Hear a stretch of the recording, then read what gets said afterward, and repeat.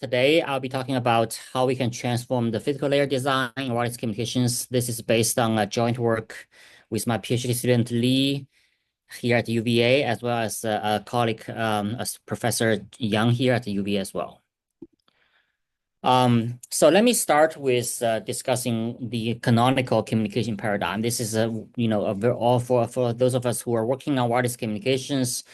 This is the basic diagram that we have all been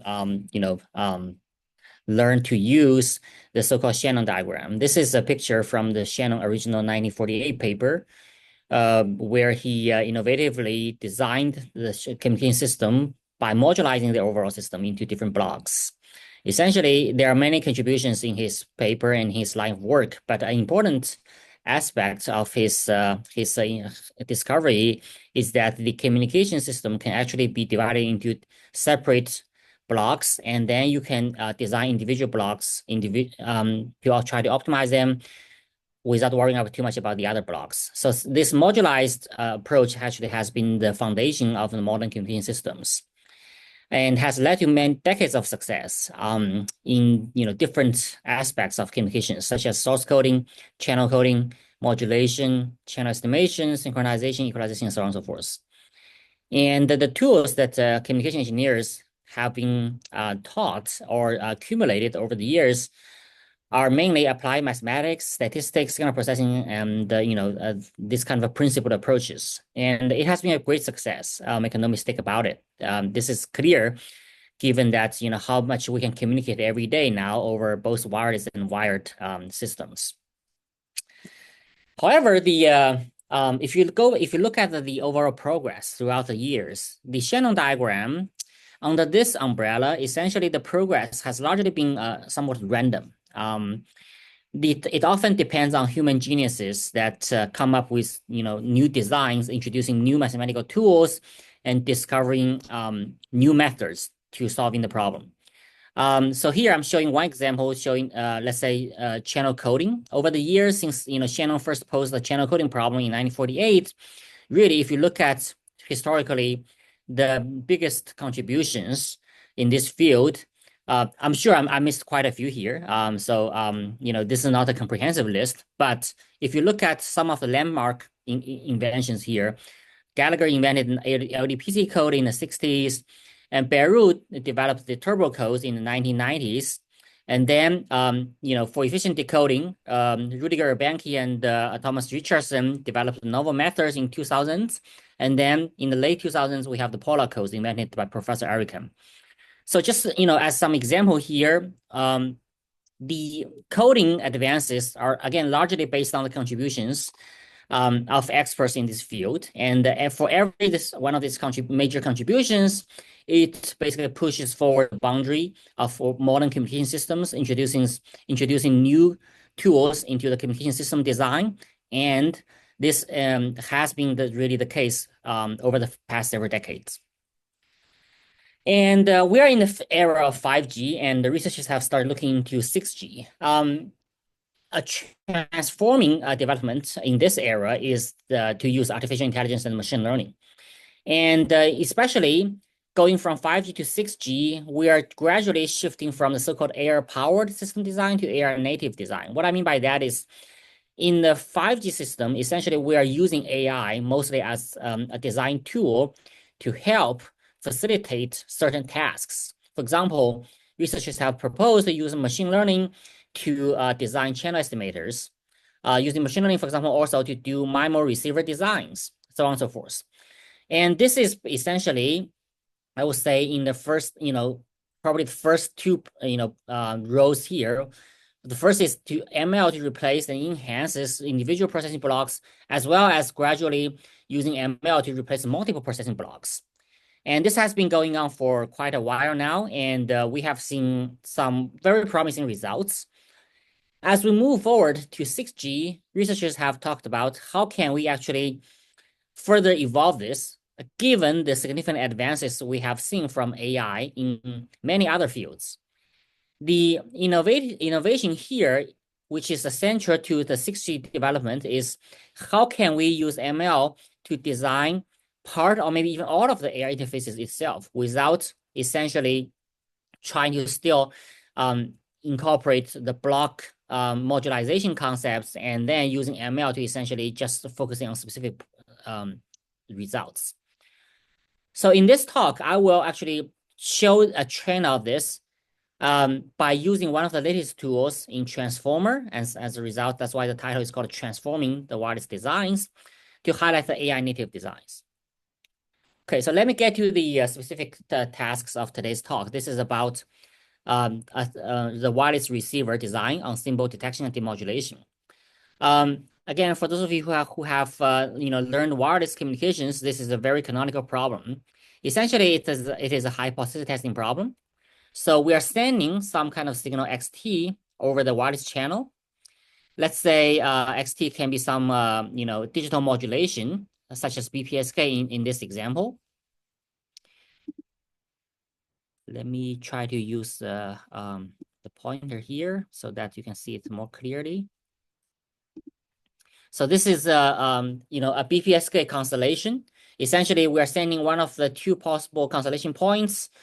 And then if we think about a simple case, not even wireless, let's think about a simple AWGN channel. The received signal, depending on which one of the two constellation points is transmitted, would somewhat looks like this. The received signal is going to center around the chosen transmitted signal, but corrected by some noise. So the receiver task now is based on the received signal YT, try to determine which one of the possible BPSK signals were transmitted. And again, this is a hypothesis testing problem. We can actually use very well understood tools, such as likelihood ratio, to basically derive some optimal hypothesis testing tool. And this is a very mature tool. We have been using this in our communication system design for a long period of time.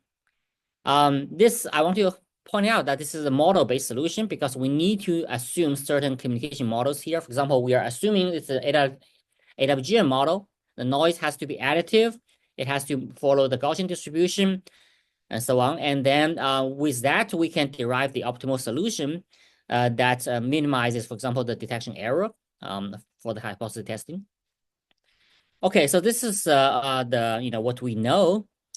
Then if we move to wireless systems, obviously the problem becomes harder. Again, this is wireless 101 material. Channel fading poses a fundamentally different challenge than AWGN. For the same problem we saw before, one of the two constellation points is going to be transmitted, and then now instead of having just an additive noise, we are also having a channel fading.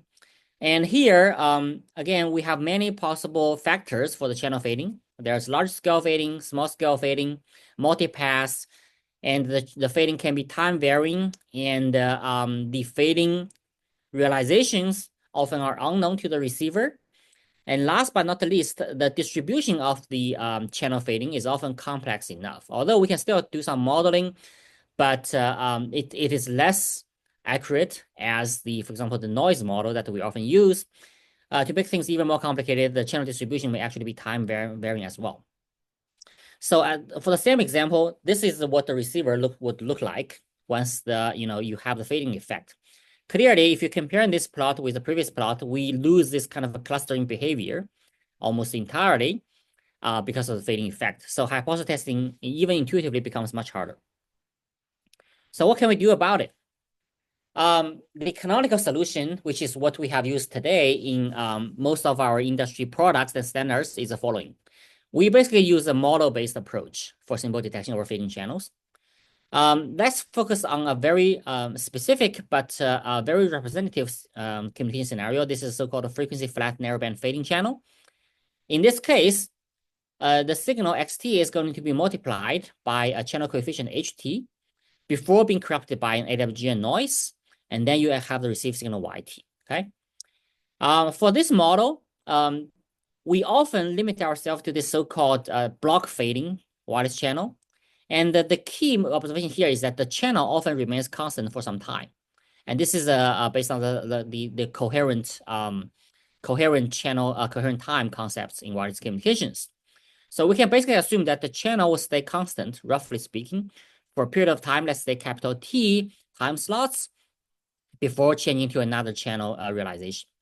The block length T here needs to be smaller than the actual channel coherence period, so that we can now assume the channel H is constant, okay, within this block for the period of T symbols. And in this model, now H is randomly drawn from a distribution and then remain constant for T symbol duration before changing independent to another realization. So this is the model that we, as communication engineers, often study, and it has very practical relevance because many of the wireless use cases, such as Wi-Fi, are focusing on indoor applications. Naturally, movements are not at the high speed for indoors, and in many cases, it's a stationary environment. So the channel can be relatively stationary or near constant for a long period of time, which makes this model very relevant. Okay, now let's get back to the symbol detection problem. Even if we make, further modeling assumptions about the communication system, how can we perform a symbol detection? A very intuitive, very natural idea is for this kind of a single model, the only difference now compared with the previous AWGN case is this added coefficient H, which is the random variable. This is unknown to the receiver, but given the fact that the channel remains constant for a period of time, the idea is that maybe we can sacrifice a small portion of this frame duration to send some non-pilot signals, pilot symbols at the very beginning. The purpose of the pilot symbols is so that the receiver can estimate the channel H, because the pilot symbols are mutually understood between the transmitter and the receiver, so that the receiver basically knows what symbol were transmitted during this period of time. And based on that, for example, if I know xt is always going to be, let's say, +1, then for a sequence of received yt's, I can use that to estimate my channel coefficient h, because now xt becomes known. The only issue that prevents me from knowing h perfectly becomes a noise. And this can be basically formulated, back into an estimation problem. Again, assuming we know the statistics of the noise. So we can estimate H, okay? And then the second step is once you have the estimated channel H, you can cancel out this effect, the effect of H, using the estimated channel to scale the received signal YT back, turning it back into an AWGN hypothesizing problem. So we can divide the received signal YT with the estimated channel H hat. If H hat is indeed H, now this becomes basically the transmit symbol plus a scaled version of the noise. And this goes back to the same AWGN model we had before, and we can use hypothesis testing again. And this is a well-established, very mature solution. I want to emphasize that. It's widely adopted in industry. In fact, industry standards such as 3GPP and IEEE 802.11 have the frame structure defined so that we have the pilot signals up front to help channel estimation. So this is, it's really embedded in the standards, and it's widely used. Okay. Okay, so is that the end of story? Obviously not. There are issues with this canonical approach. First of all, as you can see here, this kind of approach really relies more on the modeling, because now we're introducing more randomness into the model. Not only just the noise, now we're assuming the channel has to stay constant for a while. The channel has to follow, for example, certain distributions. It's got to be narrowband and so on and so forth.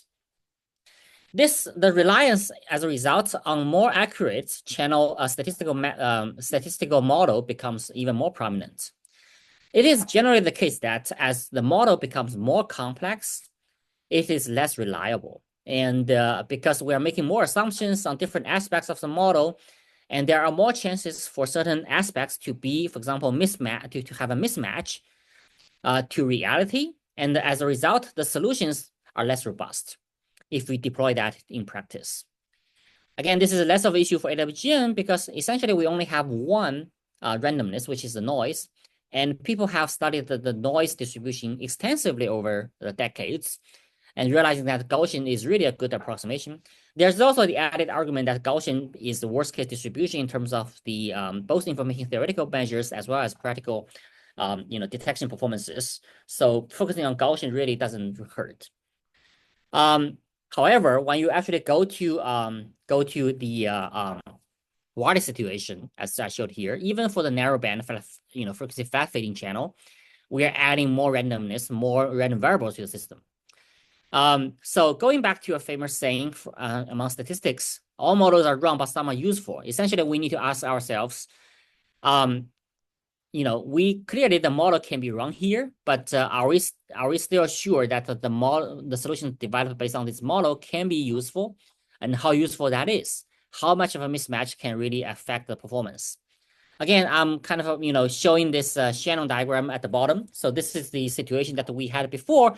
Every one of these blocks potentially can be designed using some model-based approaches, using applied mathematics, statistics, signal processing, and so on and so forth. Over the last few years, essentially, there is an alternative solution, which is based on machine learning, deep learning-based approach. Essentially, we are trying to replace these modules with deep neural networks. The idea here is mainly to get around the modeling problem, and instead we're going to rely on the data. So as people have gradually started understood, using data instead of the model have its benefits and sometimes also have its downsides. I will discuss a little bit of this later on.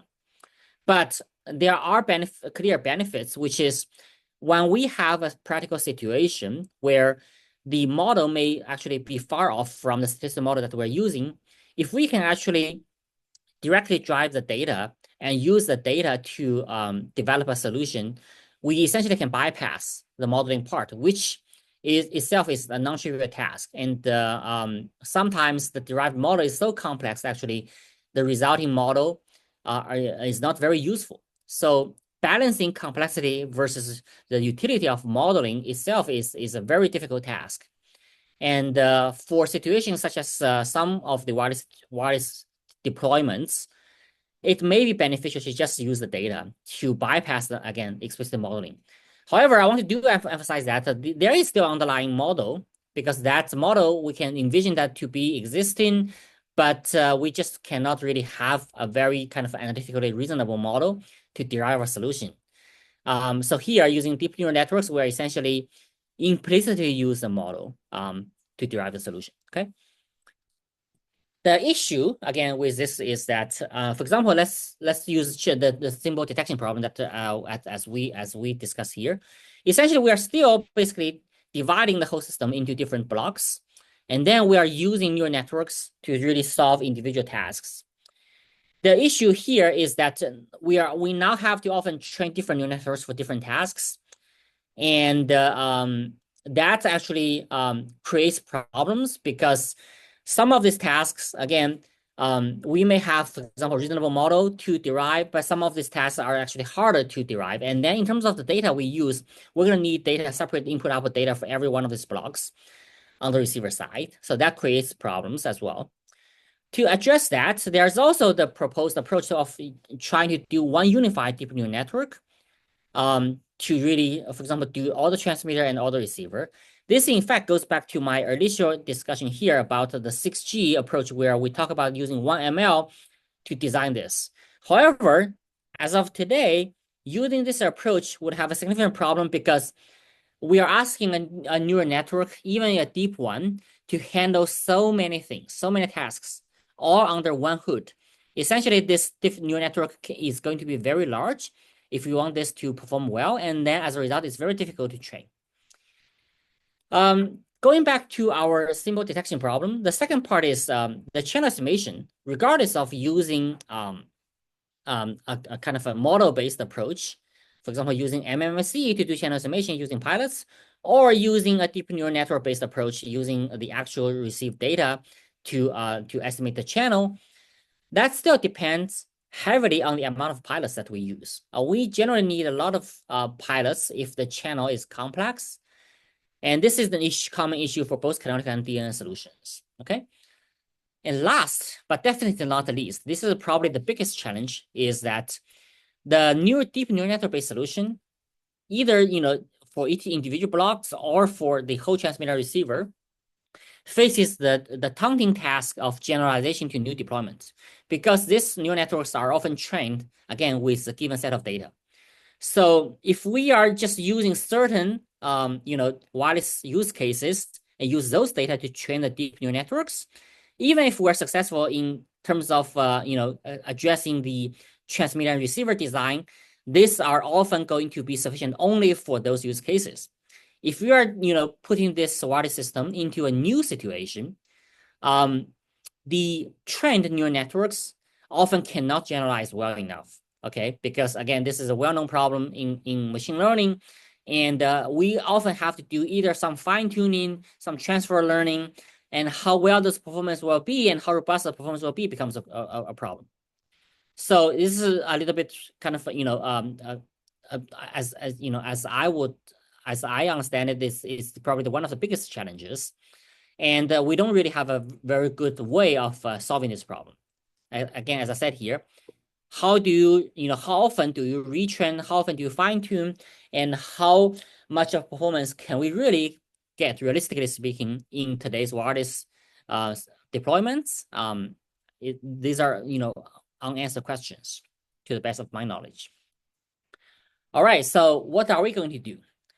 In recent years, there has been kind of a growing success in many fields based on this new machine learning tool called transformers. And many of us have used ChatGPT.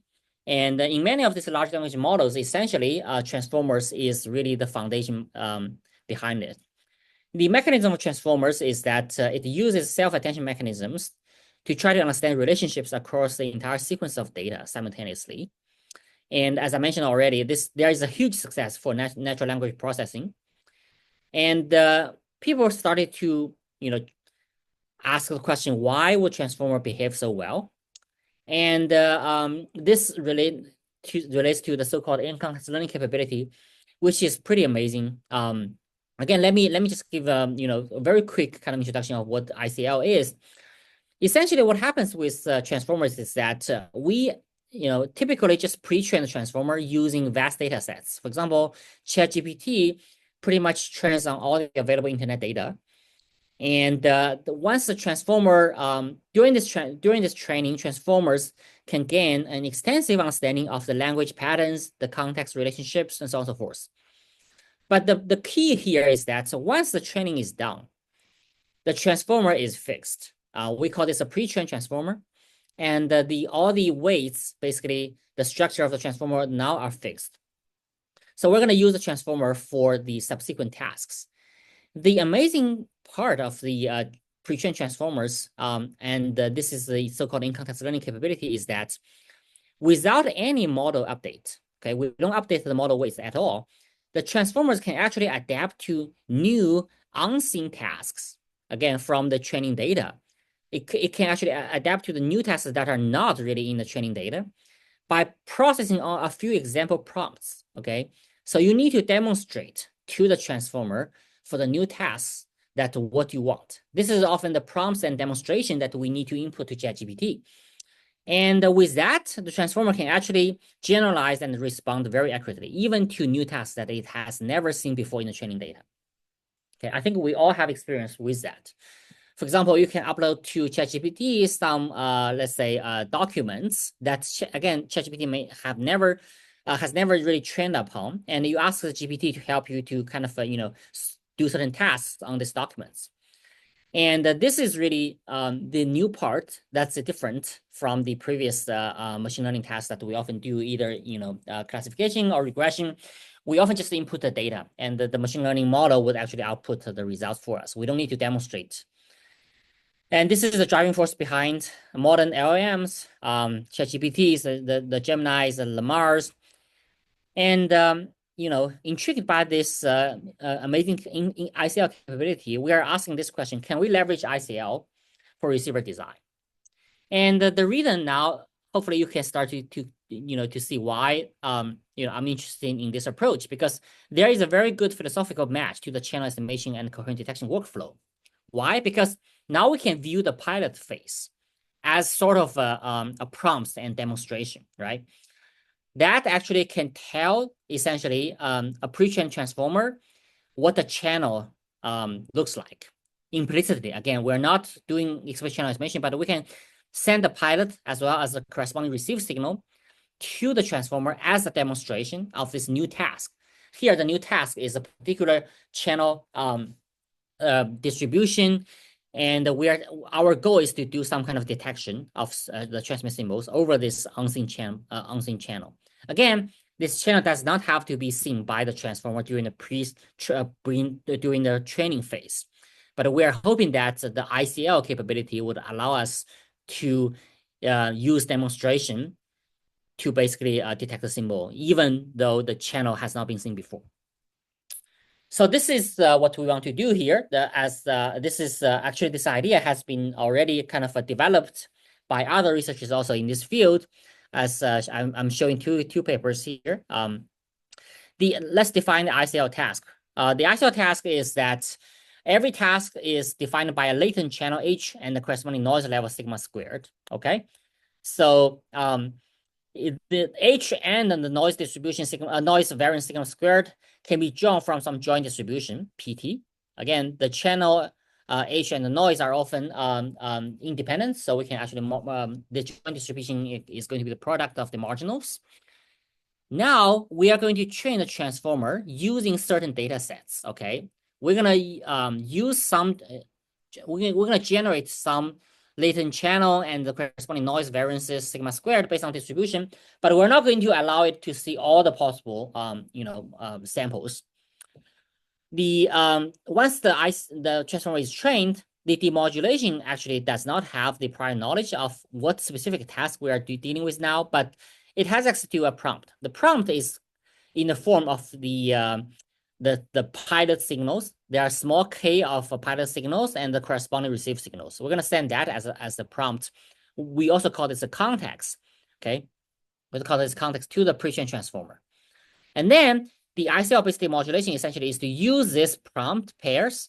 Okay, the data dkt, and then you input a new query, which is the observed receive signal y, and then you try to decode what the transmit symbol was. Okay.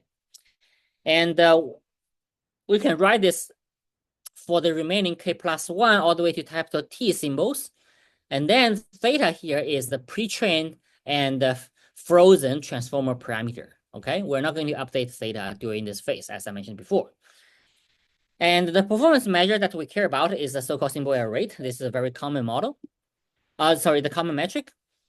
Okay, so let's look at just quickly what are the pros and cons of this approach. Again, the pros are kind of clear. There's no need to change the existing structure. This is frame structure. This is the first thing I want to emphasize.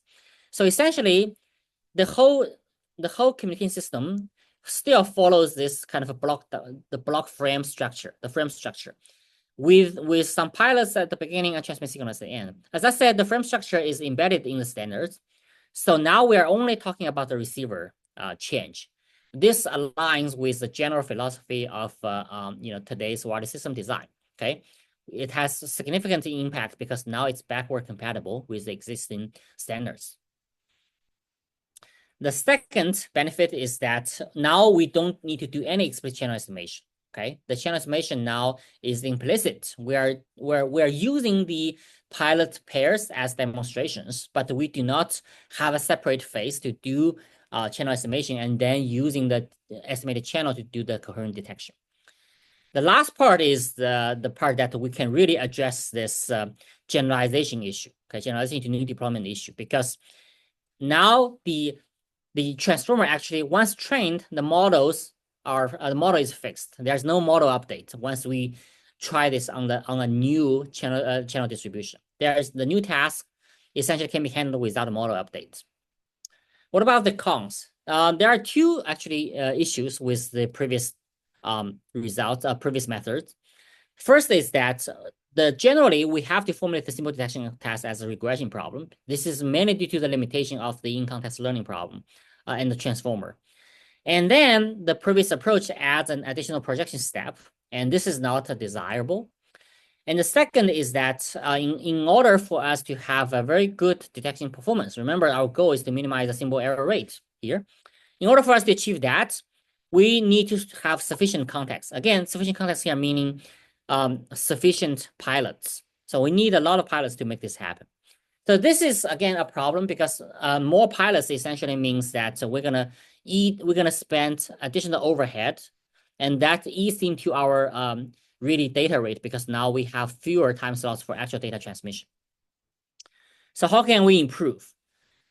We have three ideas that led to this so-called defined methods that we propose in this work. Idea one is that we're gonna try to directly solve the problem as a classification task. And this is by really tweaking the transformer model by making some additions and changes throughout the workflow. So we are still using a very canonical transformer backbone. This is the GPT-2, a decoder-only transformer that we use in our simulation and evaluation. And but we want to highlight that our methods obviously can be generalized to other backbones. There is a linear embedding layer at the very beginning, which turns the pilot pairs into some embeddings for input into the transformer. And then we're using mask multi-head self-attention to capture long-range dependency and extract the key features. We add and use layer normalization, pass forward using a feed forward, and use another layer normalization. Repeat this L times. These are standard transformer operations. The classification head is something that we added at the end. We add a linear layer here, and then furthermore, we have that softmax function for following the linear transformation. Essentially, this would actually aligning with the corresponding modulation scheme that we care about. For example, BPSK or QPSK or 16QAM. That will output our classification output. Okay. So the second idea, which is probably more fundamental to our defined method, is that we want to really solve this sufficient context problem, because we don't really want to use a lot of pilots. The idea here is that when the pilots are extremely limited, let's say you have very few pilots, 1 or 2 pilots here, what we can do is we can actually borrow the concept again from wireless communications, the so-called decision feedback. The idea is that we're going to sequentially feedback the already decoded symbol pairs. For example, if we can manage to decode yk plus 1 to some symbol xk plus 1 hat, we're going to feedback xk plus 1 hat as a noisy pilot together with the observation yk plus 1 as another context pair, and use this feedback to basically increase or augment the context length as part of the prompt. Obviously, if xk plus 1 hat is accurate, this will be just adding additional pilots with basically no cost. This is basically data aided pilots, if you will, and we can continue to do that, for all the data up until the current decoding T plus 1. So this is essentially decision feedback in context. We are hoping that this could actually solve the extremely limited pilot problem.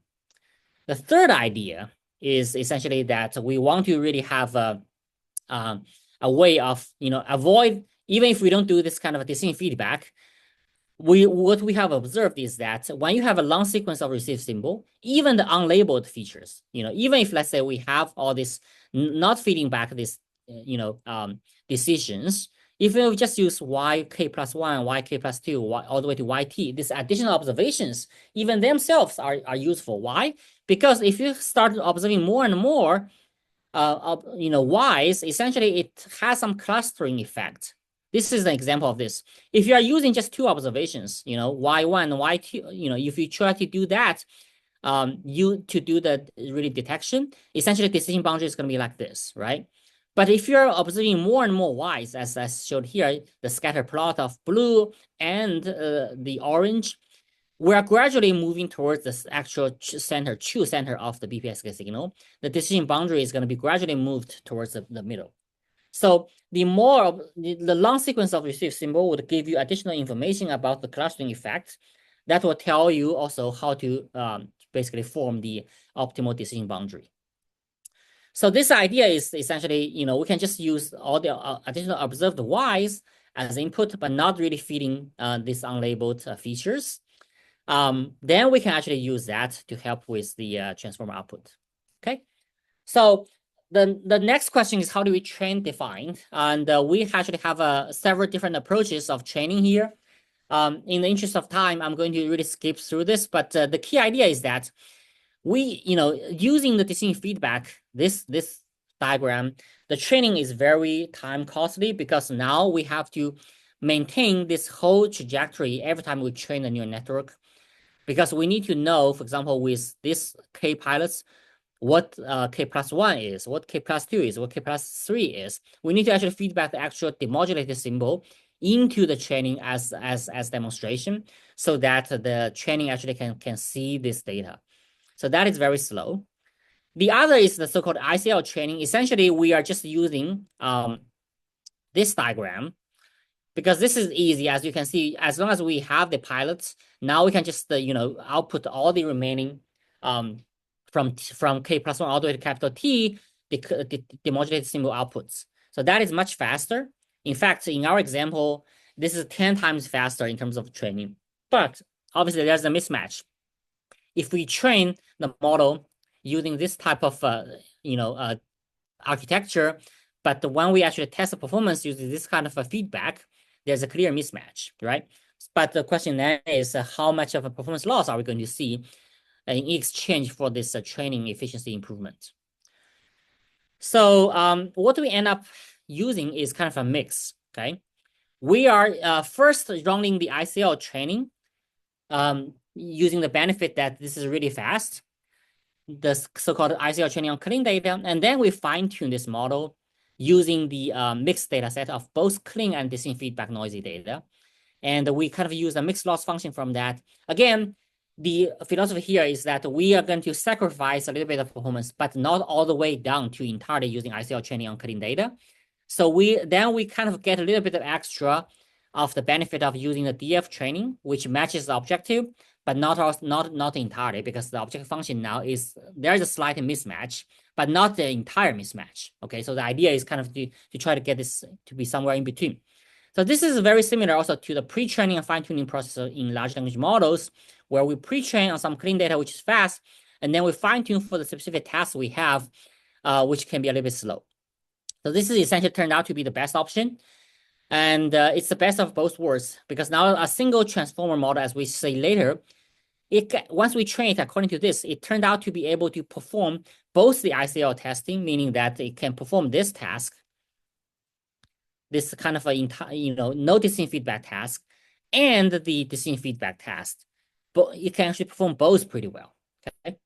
So let's look at some experimental results for the remainder for the 5-ish minutes I have. So we are using a very simple version of GPT-2. It has 64 embedding dimensions, 8 layers, and 8 attention hands. Essentially, this results in approximately less than 500,000 parameters. Again, this is a very, very small transformer. Okay, if you compare to the other transformer-based detectors, this is we are using a very, very small model. There's a clear benefit of this because if you want to implement this in, let's say, put that in a commercial product, we at least in today's hardware, we're not at the phase that we can deploy, a Lamar 7 billion or some kind of, large language models to do this. If we can really show a small transformer that can perform very well, even just competitively with the other solutions we have, I think that's a very promising direction. Okay, in terms of performance comparisons, so we have some baselines, canonical solution using MMC channel estimation plus hypothesis testing. And then we also compare against the ICL, which is, again, this prior result we talked about before in the previous papers. And then lastly is our approach, the defined solution. And a third approach, okay, third baseline is the so-called MMC decision feedback. Again, the idea is that since, people may ask, since you are essentially doing, data-added channel estimation, why can we do the same using, the MMC decision feedback? Okay, we're going to use MMC to do channel estimation, and then we can continue with symbol detection, and then we're going to feedback the decision pairs back as noisy pilots and use that to update some MMC channel estimation and then to continue this path, okay, which is a reasonable approach. So we compare against all these 3 baselines. And then we are also want to emphasize that again, in the training, we only allow the model to see rarely fading. But in the actual testing, If time allows, I'm going to actually show the results also for different fading distribution, for example, rising distribution. Okay, so that's going to actually shows the adaptation of our methods. So this is the first result. It's probably the most important result. We're using a single input, single output, 16 QAM, average receive signal noise ratio of 10 dB. We are looking at the extreme case, okay? Of a 30 symbol frame, we only have one pilot, a single pilot. Actually, sorry, a 31 symbol a frame. So we have up to 30 data symbols, but only one pilot. This is the extreme situation. The channel estimation will be really bad, even at the 10 dB SNR. So this actually shows in this horizontal line. This is the MMC baseline, okay? If we just use one pilot and then try to use the estimated channel to do coherent detection for the remainder 30 symbols, this is the performance you have. And then the bottom line here is that you're going to use, for example, 30 symbols, and then to only decode the 31st. To use 30 symbols as pilot, you only decode the 31st. And this is obviously going to give you very good channel estimation performance. As a result, we're going to have very good performance. What happens in between is the methods of various baselines as well as our methods. As a fair comparison, let's look at these three curves, the orange, magenta, and the purple, okay? The orange and magenta, if you look at it here, are the ICL DF and the MMC DF. These two are using decision feedback, okay? So essentially, these are fair comparison with our method, which is the purple one. Why? Because both of these use just a single pilot, okay? Single pilot, and then try to decode, and then try to, both of them try to use decision feedback to increase the length of the effective pilots. But as you can see, the performance isn't going to be very good. In our approach, however, we can gradually use more data as effective pilots, and then the performance keeps improving as we use more and more symbols as kind of these pseudo labels for transformers, okay? The bottom two here are the so-called defined ICL and ICL. Essentially, these are not using a single pilot, so that's why they're not comparing against us. What they show here is essentially using one pilot as input, then try to decode the remaining, or using two pilots as input, three pilots as input, four pilots inputs. So they are gradually increasing the pilot length, which is why they gradually converge to the MMC results with 30 pilots, okay? So that's because they are using increased length of pilots. All right, so let me show one more result before I actually stop since I'm running out of time. Here I'm showing different modulations and the different SNRs, As you will gradually see the trend here, if you just look at the top three curves here, the conclusion here is that as the task becomes more difficult, from QPSK to 16 QAM to 64 QAM, the performance improves, okay? So this is a very interesting result. So we have some very, heuristic explanation of that, because in the typical error event for this kind of higher modulations is that incorrect decisions happens very close to the ground truth. As a result, the noise label turned out to be more useful in higher modulations than in the lower modulations. And there's a mismatch channel distribution, as I mentioned before, which shows the generalization capability of this approach, okay? Lastly, let me talk about, actually, let me conclude. I think we're running out of time. So in this talk, we showed the impressive capability of transformers, of in-context learning, using the in-context learning of transformers for receiver detection. We showed that pre-trained transformers can adapt to new tasks without requiring explicit model updates. And this is extremely useful for receiver demodulation problem in the wireless communications. We are also introducing the concepts of wireless communications, which is decision feedback, into the classical classification problem of transformers. So in a way, we're also contributing to the research of transformers.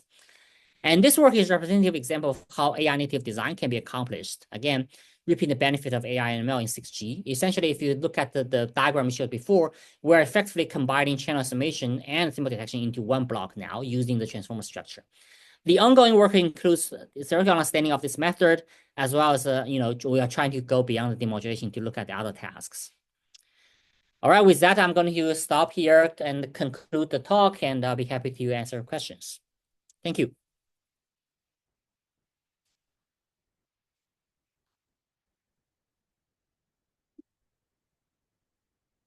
Any questions from the audience?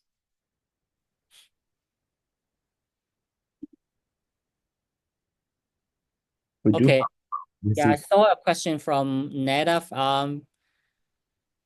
Using vision LMs. Okay, that's a good point.